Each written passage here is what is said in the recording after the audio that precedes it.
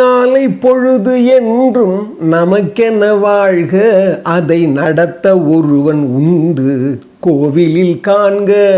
வேளை பிறக்கும் என்று நம்பிக்கை கொள்க, வேளை பிறக்கும் என்று நம்பிக்கை கொள்க. எந்த வேதனையும் மாறும் மேகத்தை போல, வேதனையும் மாறும் மேகத்தை போல. அற்புதமான கவிரசர் கண்ணாசன வரிகள்.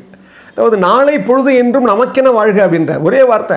நமக்கு வாழ்க்கையில் வெற்றி வெற்றி வெற்றின்னு போடமே தவிர, அவர் சொல்கிறார் பாருங்கள், இன்றைக்கி நீங்கள் பண்ணுறதெல்லாம் செய்கிறதெல்லாம் நாளைக்கு உங்களுக்கு பயன்படுத்தாமல் போகுது, வரத்தான் போகுது. ஏன் அது போய் ஒரு ஒரு வருத்தப்படுற? இன்றைக்கி செய்ய வச்சுருக்கிறது, நேற்று பிறக்க வச்சுருக்கிறது, இது எல்லாமே ஒரு காலம் உங்கள்கிட்ட இருக்குது. அந்த காலம் வழி நடத்துது, ஒரு வாழ்க்கை வழி நடத்துது. அப்போ நீ ஏன் அதுக்கு போய் பதட்டப்படுற? ஏன் அதுக்காக கவலைப்படுற? உனக்கு கொடுத்த அந்த நிர்ணயமான இந்த இந்த இந்த வாழ்வியலை நீ சரியாகவே நடத்து, அவ்வளோதான். அதை அதை குறித்து நீங்கள் அதிகமாக நீங்கள் கவலைப்பட தேவையில்லை. இதுதான் வாழ்க்கையினுடைய வெற்றியினுடைய சூட்சமம். அதனால தான் வாழ்க்கைங்கிறது ஒரு கண்ணாடின்னுவாங்க. அந்த கண்ணாடியில் நீ எப்படி இருக்கிறியோ அதைத்தான் அது பிரதிபலிக்க போகுது. என்ன பிரச்சனைங்கன்னா, இந்த கண்ணாடியில் நிறைய தூசிகள் படர்ந்துருக்குது.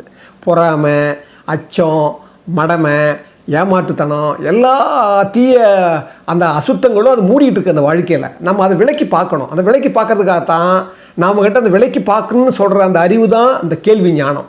இதை தான் நம்ம முன்னோர்கள் சொன்னாங்க. நீ இந்த வாழ்க்கையை மூடிட்டு இருக்கோம், அந்த திரையை அறுக்கிறதுக்கு நீ உன்னுடைய திரையை அறுக்கணும். அப்போ நம்ம என்ன பண்ணுறோம்? அந்த திரையை அறுக்க மாட்டேன்றோம். அப்போ இந்த வெற்றி என்பது எங்கே வரும் பார்த்தீங்கன்னா, இப்போ பார்த்தீங்களா, இப்போ 2 நாளைக்கு முன்னால் T20 கிரிக்கெட்டில் பார்த்தீங்கன்னா இந்தியாவுக்கும் சவுத் ஆஃப்ரிக்காவுக்கும் அந்த ஃபைனல் நடந்தது. பார்த்தீங்கன்னா ஒரு முதல்ல ஆரம்பத்தில் இவங்க ஆடினாங்க, இந்தியா ஆடினாங்க. அதில் பாருங்கள், அதில் கூட பார்த்தீங்கன்னா டாஸ் போடணும். டாஸ் போட்டால் அதில் தேர்ந்தெடுக்கிறதுல புச்சாத்தனமோ என்னன்னு சொல்ல முடியாது. ஏன்னா சில சமயங்களில் நம்ம முதல்ல பேட்டிங் நீங்கள் எடுத்துக்கன்னு சொல்லி கொடுத்துட்டாங்க சவுத் ஆஃப்ரிக்கா. ஆனால் முதல்ல பேட்டிங் பண்ணி அடிச்சு 2வது அவங்க பேட்டிங் அடிக்க முடியல.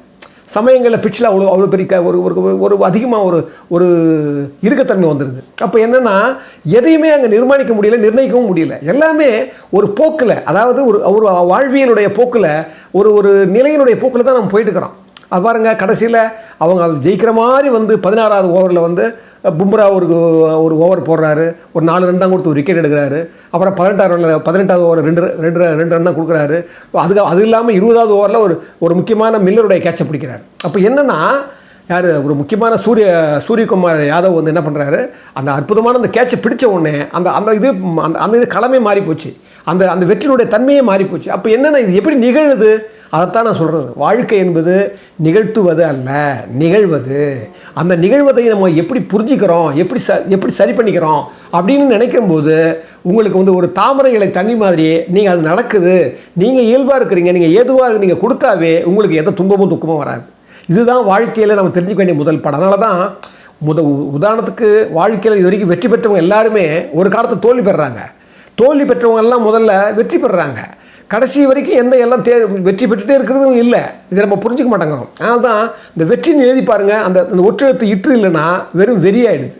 அப்போ இன்றைக்கு என்ன பண்ணுறாங்க, இந்த உலகத்தோட எல்லா மாந்தர்களும் வெற்றி வெற்றி வெற்றின்னு போகிறாங்க. வெற்றி வேண்டுமா போட்டு பாரடா எதிர் நீச்சல், சர்தாம் போடா தலைவிதி என்பது பெரும் கூச்சல், எண்ணி துணிந்தால் இங்கு எது நடக்காதது, கொஞ்சம் முயன்றால் இங்கு எது கிடைக்காதது அப்படின்னு கவிஞர் வாலிசாருடைய பாட்டு ஒன்று இருக்குது. அப்போ என்னென்னா, எதிர்நீச்சல் போடணுன்னா அது போடுறது கூட நீங்கள் எதிர்நீச்சல் செய்யுங்க, தப்பு கிடையாது.